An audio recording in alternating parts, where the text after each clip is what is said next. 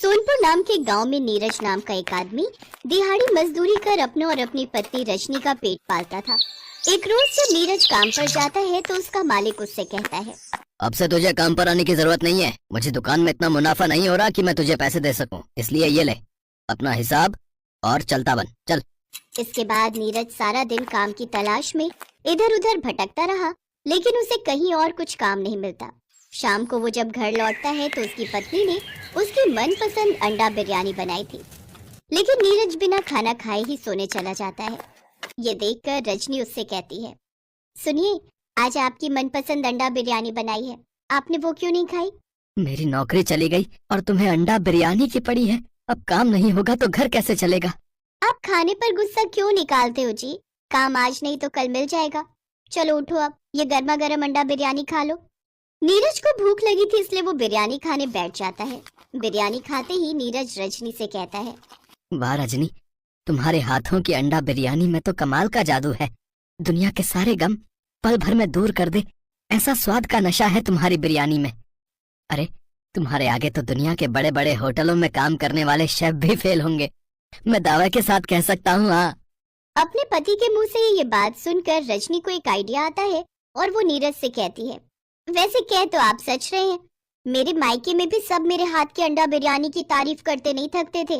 वैसे मैं सोच रही हूँ कि क्यों ना हम अपना छोटा सा ढाबा खोलकर उसमें अंडा बिरयानी बनाकर बेचे तो। वैसे आइडिया बुरा नहीं है, लेकिन ढाबा खोलेंगे कहाँ?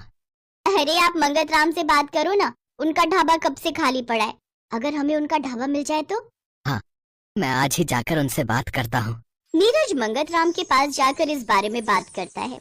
ठीक है, लेकिन मुझे उस ढाबे का किराया पूरे 15,000 महीना चाहिए। बोलो दे पाओगे? मंजूर है तो बोलो। मालिक, कुछ महीने हमें मुफ्त में काम करने दीजिए, फिर जैसे ही धंधा जमेगा मैं आपको हर महीने किराया दे दूंगा। देखो तो, जेब में तुझ भिखारी के पास फूटी कौड़ी नहीं है और चला है धंधा करने। तू तो ढाबे की जगह अंडा बिरयानी अपने सर पर बड़े से बर्तन पर रखकर गली गली जाकर बेच, क्या पता एक आधा ग्राहक मिल ही जाए। नीरज उदास होकर वहाँ से चला जाता है। रास्ते में लौटते वक्त उसे एक पुराना सा टूटा फूटा ठेला दिखता है। उस ठेले को देख नीरज को एक आइडिया आता है। क्या हुआ जी, कुछ बात बनी क्या? मिल गया ढाबा? हाँ, ये देखो हमारा चलता फिरता ढाबा। नीरज रजनी को सारी बात बताता है। फिर वो उस ठेले की मरम्मत करता है और उसे रंग करके अच्छे से तैयार कर देता है। अगली सुबह रजनी बड़े से बर्तन में अंडा बिरयानी बनाकर तैयार कर लेती है। फिर दोनों पति पत्नी सड़क किनारे अंडा बिरयानी बेचने निकल पड़ते हैं। कुछ देर बाद उनके ठेले पर एक आदमी आता है। अंडा बिरयानी देना। वो आदमी अंडा बिरयानी खाता है तो उसका स्वाद चख कर खुश हो जाता है। भाई वाह, क्या स्वाद है। इस अंडा बिरयानी के आगे तो चिकन और मटन बिरयानी भी फेल है भैया। मेरे लिए एक काम करो, 3 प्लेट पैक कर दो भैया, बच्चे तो खुश हो जाएंगे ऐसे खा कर।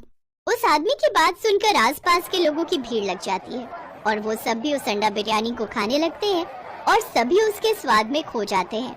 कुछ समय बाद उन्होंने मंगत राम के ढाबे के सामने वाली जमीन खरीद ली और उस पर एक बड़ा सा ढाबा बनाकर उसमें अंडा बिरयानी बेचने लगे। अब दोनों पति पत्नी के गरीबी के दिन दूर हो गए और वो खुशी खुशी अपनी जिंदगी बिताने लगे।